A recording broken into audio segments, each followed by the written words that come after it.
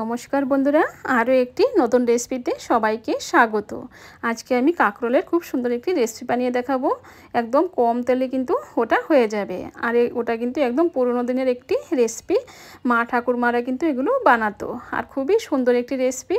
তো বন্ধুরা, গরম ভাতে কিন্তু অপূর্ব স্বাদের, মানে এই রেসিপিটা অপূর্ব লাগে খেতে। তো দেখুন বন্ধুরা, এখানে কিন্তু 250 গ্রামের মতো আমি কাঁকরোল নিয়েছি, আর কাঁকরোলগুলো কিন্তু একদম কচি কচি। এখন যে উপরে বটুটা আছে, এগুলো কিন্তু আমি এরকমভাবে হাত দিয়ে ভেঙে এগুলোকে ফেলে দেব। তো দেখুন বন্ধুরা, আমি কিন্তু এগুলোকে ফেলে দিয়েছি, আর একদমই কচি। এগুলো কিন্তু হাত দিয়ে ভেঙে ফেলে দেওয়া যায়, এতটাই কচি। আর এগুলো কিন্তু ভালো করে ধুয়ে পরিষ্কার করে নিয়েছি। এখন আমি এগুলোকে সাইডে রেখে দেব, আর এগুলো কিন্তু সেদ্ধ করে নেব। এখন একটা কেটে আমি দেখাচ্ছি কতটা কচি। তো দেখুন বন্ধুরা, এখনও কিন্তু ভালো করে বীজ হয়নি, একদম কচি কাঁকরোল। আর এই কাঁকরোলগুলোই কিন্তু এই রেসিপিটা খেতে ভালো লাগবে গরম ভাতের সাথে। তো দেখুন বন্ধুরা, এখন এগুলোকে সাইডে রেখে দেব।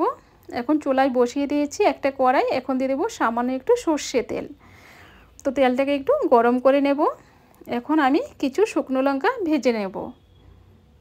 তো এখানে কিছু শুকনো লঙ্কা দিয়ে দিলাম। তো আপনারা ঝালটা যেরকম খেতে পছন্দ করেন, কম বেশি একটু বাড়িয়ে কমিয়ে দিতে পারেন।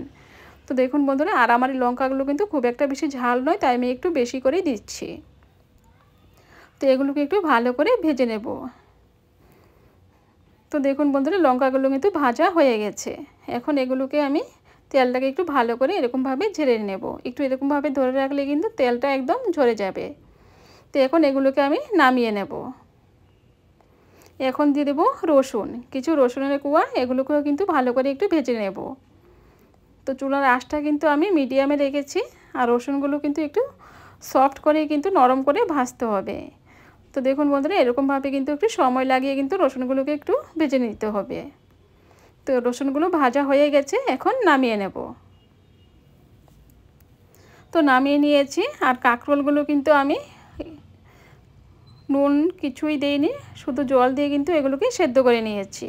আর দেখুন বন্ধুরা, কতটা সফট হয়ে গেছে। এখন আমি যে শুকনো লঙ্কাগুলো ভেজে রেখেছিলাম সেগুলো দিয়ে দেব। এখন দিয়ে দেব রসুন। এখন দিয়ে দেব ধনেপাতা কুচি।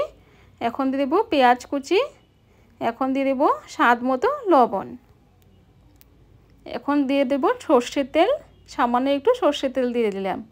এখন সবগুলো উপকরণ ভালো করে মেখে নেব।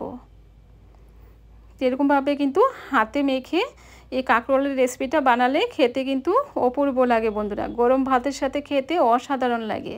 তো এইভাবে কিন্তু একবার বানিয়ে বন্ধুরা দেখবেন। তো আমরা কিন্তু কাঁকরোলের রেসিপি কম বেশি সবাই কিন্তু খেয়ে থাকি। কাঁকরোল এরকমভাবে সেদ্ধ করেও কিন্তু ভাতের সাথে আমরা লঙ্কা দিয়ে, লবণ দিয়ে কিন্তু সর্ষে তেল দিয়ে খেয়ে থাকি।